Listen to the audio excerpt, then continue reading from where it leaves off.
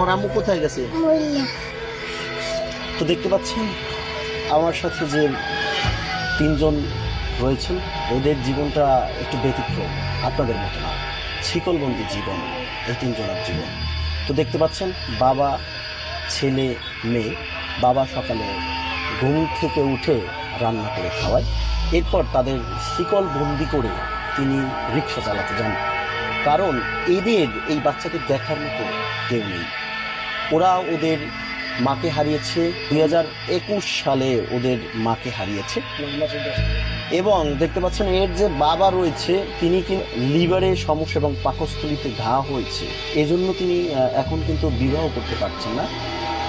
এই কারণেই এই বাচ্চাদের সকালবেলা ঘুম থেকে উঠিয়ে নিজ হাতে রান্না করার পরে তিনি তাদের শিকল বন্দি করে রিক্সা চালাতে যায়।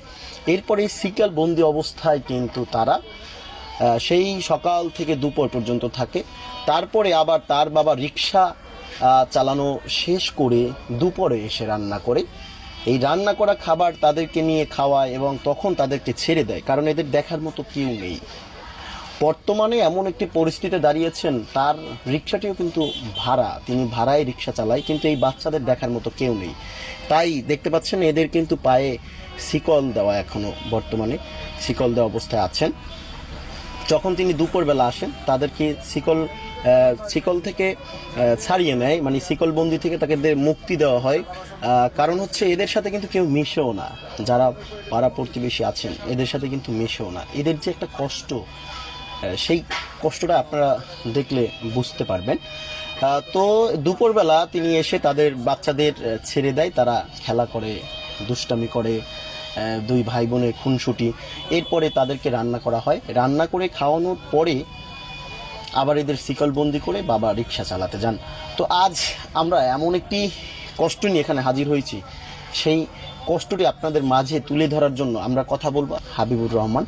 আমরা এই হাবিবুর রহমানের সাথে কথা বলবো কেন তাদের শিকলবন্দি করা হয়, এর কারণটা কি, কি কষ্ট রয়েছে এদের, কেন আপনি শিকলবন্দি করেন? এদের শিকলবন্দি রাখি, আমার তো কোনো আত্মীয় স্বজন নাই, কেউ নাই, তাই আমার তো মনে করেন দেখার মতো কেউ নাই, তাহলে ওদের দেখবে কেনা। এই জন্য ওদের তালাবের, ওর মা মারা গেছে 2021 সালের 9 মাসের 10 তারিখে। তাই ওদের আমি লইলে ঢালাই কাম করতাম।